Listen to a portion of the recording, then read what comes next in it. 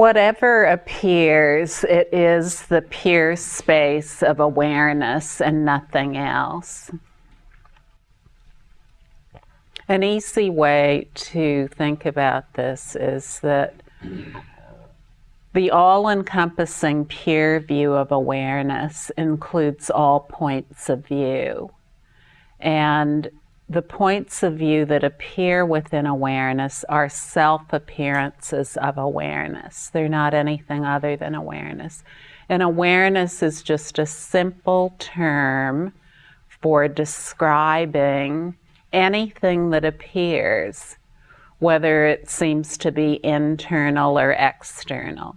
So points of view include everything that appears as an object or a subject outside ourselves, like other people, our own body, other objects that appear within perception.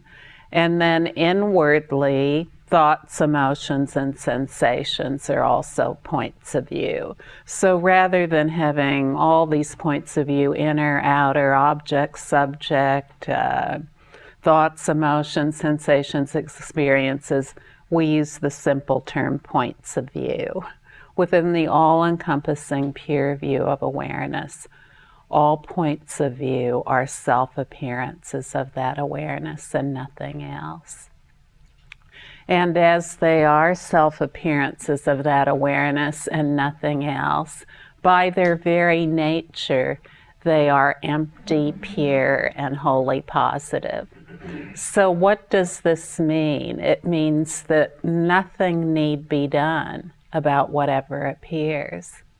As it is a spontaneous self-appearance of awareness, it's an appearance of the perfect wisdom of timeless awareness and nothing else. And what does that mean? It means that when an appearance arises and we just rest as awareness rather than describing the appearance, then we know the wisdom of the appearance that is beyond its label. So whatever point of view appears, say the point of view of sadness appears. If we only pay attention to the label of the point of view, sadness, then we may start to say, oh, I'm so sad.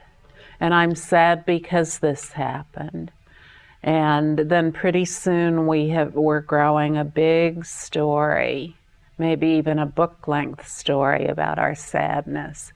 We're sad because so-and-so hurt our feelings, and isn't this the way it always is? This happens to us over and over again, and it all started when we were a little child and we were sad for the first time, and we were sad because our mother wouldn't give us a cookie when we wanted it, or, whatever it was. So this is how points of view, a single point of view that isn't recognized as the basic space of awareness, grows into a description that can really be endless. In other words, it can consume a whole lifetime. But in the appearance of a point of view, if we simply rest as awareness, then we understand not only the label of the point of view, but we understand also its second aspect. Each label has two aspects, the word that describes it and also its basic space as awareness. Without knowing these two aspects of what appears, then we get lost in one or the other. We get lost in one or the other extremes of the two aspects. So the extremes of the two aspects could be one, the label that states that the point of view exists in its own right, and the other is the basic space of awareness that says that nothing exists. So these are the two extremes, existence and non-existence. And if we try to establish ourselves as being in either of those states, then we've adopted an extreme. So whether it's existence or non-existence, they're both extremes. But when we rest as awareness, we rest as that which pervades everything. It's beyond extremes.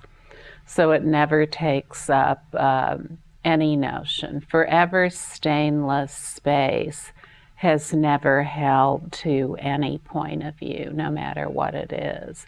As all points of view are only itself, there's nothing to hold to, like in pure space, there is nothing to hold to.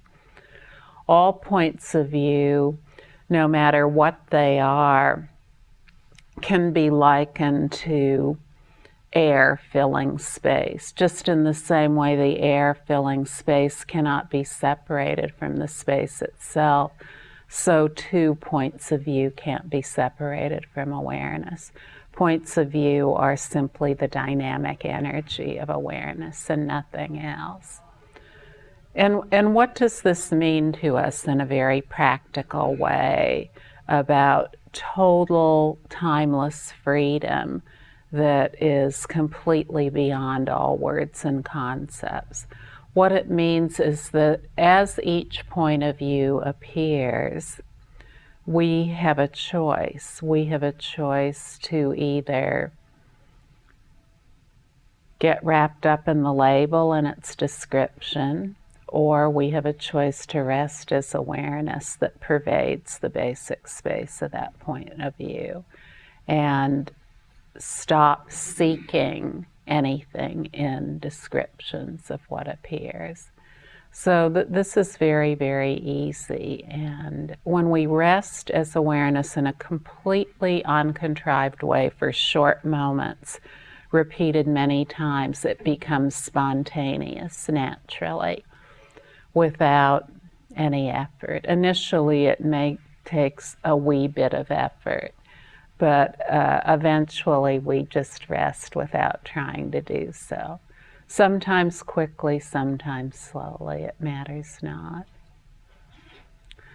When we don't take responsibility for resting as awareness, then it limits our recognition of awareness. So when we don't take responsibility for recognizing point of view as it is, when we don't admit responsibility to rest as awareness, then it limits our ability to recognize awareness.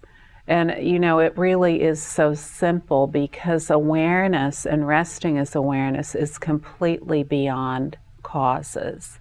It's completely beyond effects, and it's completely beyond conditions.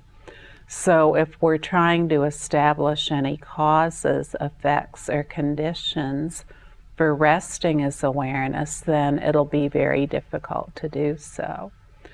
So if we depend on causes, then we abandon love. And if we depend on describing everything as the effect of a cause, then we abandon awareness, our own awareness.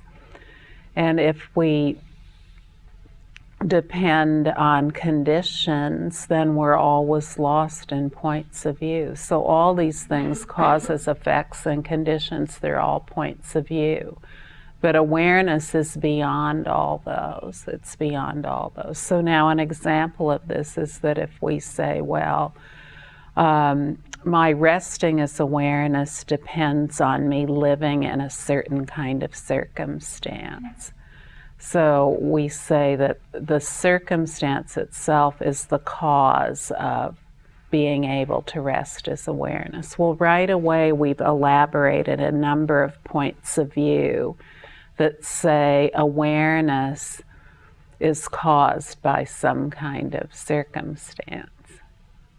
Do you understand what I'm saying?